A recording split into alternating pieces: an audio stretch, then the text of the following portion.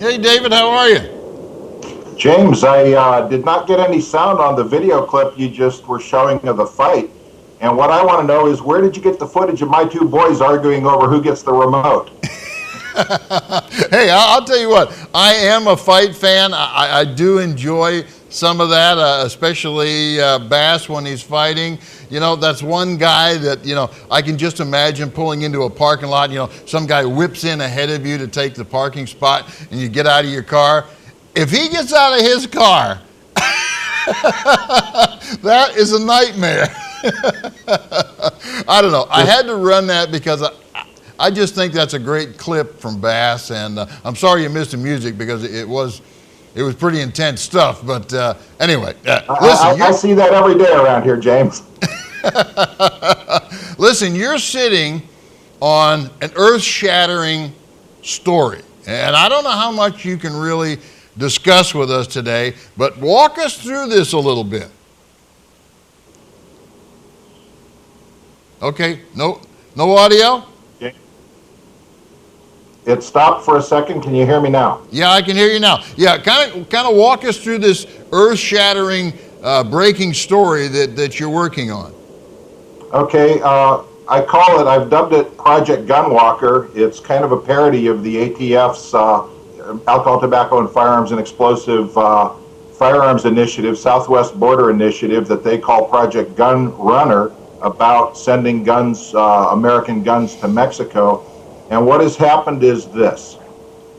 ATF insiders who have for a long time been complaining about agency abuse and corruption and ineptness are currently speaking to representatives of United States senators concerning their allegations that ATF management has allowed some of the types of firearms that they want to regulate in terms of long guns, semi-automatic firearms, that they want to do the extra reporting on, and that these are being allowed to go south of the border. Furthermore, the allegation says that the Mexican government is being kept in the dark about this.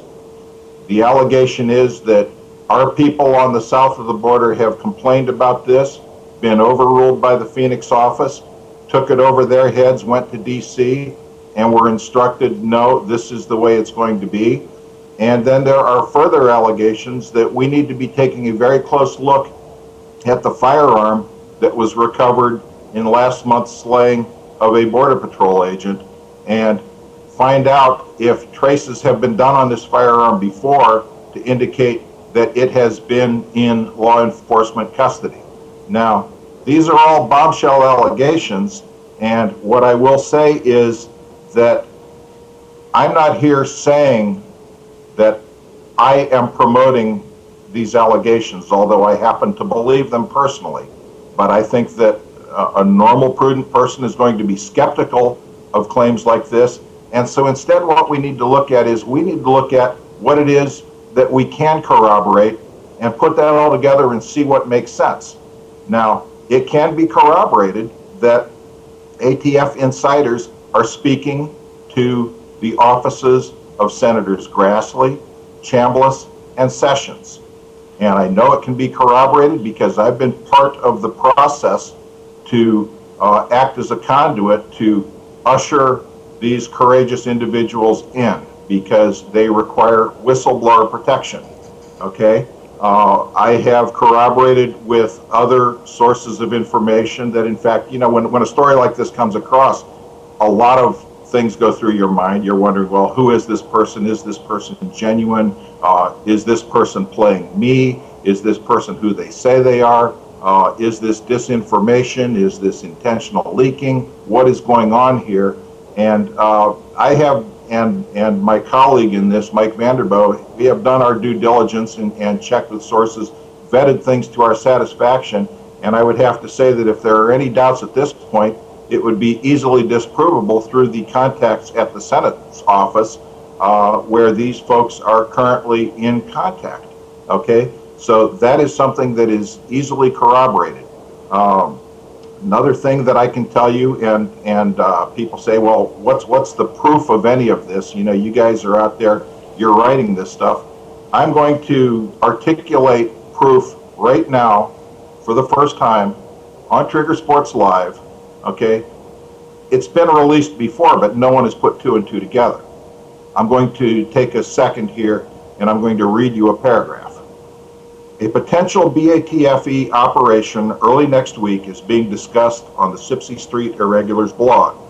I, meaning me, have been in private consultation over this and have expressed several concerns over making such a discussion public at this time. I see the cautions I have privately expressed, and this is things that I was doing with my colleagues via email, including concerns about disinformation, intentional releases to identify leaks, what one of my friends called ink in the sewer, and the moral and legal implications of discussing an actual planned operation. And they have been incorporated into the latest post, which lists the pros and cons of public discussion versus keeping quiet. Now, what am I talking about when I say that I have some proof and people haven't put two and two together? James, I wrote that and published it last Friday. When was the big press conference that they just had to announce the BATFE operation? If we are making this kind of stuff up, if we have unreliable sources that cannot be corroborated, then I would like someone from the political offices who seem to be ducking this and the reporters who seem to be sitting on their hands and not wanting to get involved in this because it's only a couple of lowly bloggers who are breaking this. How did we know? Okay, answer that one question. How did we know? And how did we know, and how is it that we can corroborate that we were in discussion with reporters, and I can prove this, before, the night before this press conference that no one else knew about. And we were not only encouraging reporters to attend, we were actually coaching them on key questions that we believe need to be publicly vetted and answered. Okay? So, in terms of, is everything that we have reported that these insiders are coming forward and talking to the senators about, has that all been established and proven? No.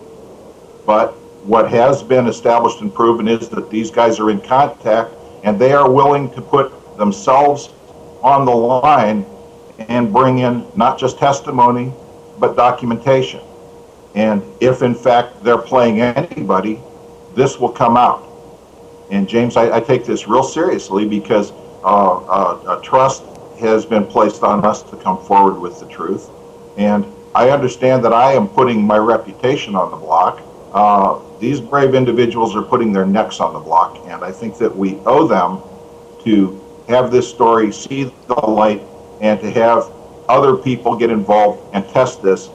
And once you test it, let's stop sitting on it. Okay, that opens up a whole universe of questions, of which I realize that you're not going to be able to answer at this time. So I'm not going to flood you with things. But let me just ask you this. Are we talking possibly of a single incident of a rogue ATF agent making a deal on the border? No, we are talking about a policy that is allowed to go on, that is condoned by management, and when objections are raised, that are overruled, and it comes from the highest levels in Washington, D.C. That's what we're talking about. We're talking about a, if these allegations bear out, we're talking about very serious violations of international law. One friend called it an act of war, and I'm not sure he's wrong. Yeah, well, that's a good point. Of course, the next obvious question, and I'm not asking you to give me an answer because, you know, I think you alluded to it earlier, but who's making the deal on the other side? Are they selling it to a cartel? Are they selling it to the government? Are they selling it to Mexican James, citizens? I cannot get into the allegations because much of this has not been shared with me. And the reason it has not been shared with me is strategic and intentional. I am not in a position to offer anyone legal whistleblower protections. The question might come up, well, why don't they go to the U.S. Attorney? Well, because the allegations, if they're borne out, are coming or are indicating that directions are being given from higher up within an organization that is part of the U.S. Justice Department. So the feeling is that the separations of powers protection is necessary for something like this. And in terms of bearing out any further details on allegations, again, because I am not in a position to offer any kind of protections, and candidly, because my reach is quite limited, James, and this needs to get out and escape beyond what someone like I can reach and get into the major media. And I will say that so far, dealing with the politicians has been like pulling teeth to try to find someone who's accountable. And this is an education for me to see how much avoidance has gone on at this point and how slow the process has been, particularly with these guys hanging out there and the anxiety and the stress that they have to be under. But the other thing that surprised me is how incurious our major media, what I call authorized journalists, the people who constantly put down citizen journalists and bloggers, well, we're not professionals. And you know what? I have given these folks basic questions to ask. All they have to do is ask them. They don't have to put their reputations on the line. It'll take 1 minute and one phone call to call Senator Grassley's office and say yes or no, are you in contact with people who are saying these things? And they will either get a yes, they will get a no, or even more telling, they will get a no comment, okay? Which says we ain't saying no. Yeah, and that's probably what I would expect. I would say that they probably are not going to stick their neck out on an issue like this at all until they have figured out a strategy for it. You know, just give me an idea. You know, are we talking about 3 guns? We talking about 15 guns? We talking about 5,000 guns? Do we have an idea? A number that they were, when this was a rumor before I was in contact with anyone, when it was appearing on the cleanupatf.org website that was being forwarded, was 500. Okay, now am I in a position to validate that number? No, of course I'm not. But that was the genesis of this entire investigation, which has since borne out with personal contact on my part and personal contact on my colleague Mike's part with, okay. with various and sundry individuals. Yeah, okay, all right, I understand that. I think it's a very important story. I think it's certainly one that's going to cause a lot of controversy and a lot of division in many areas. Now, what we did was, you know, I had an idea that you were going to discuss this, of course. So I did a little research and I pulled a clip that I want you just to watch. Perhaps you've seen it, and then you comment on some of the colliding issues here. Can we run that clip? We turn to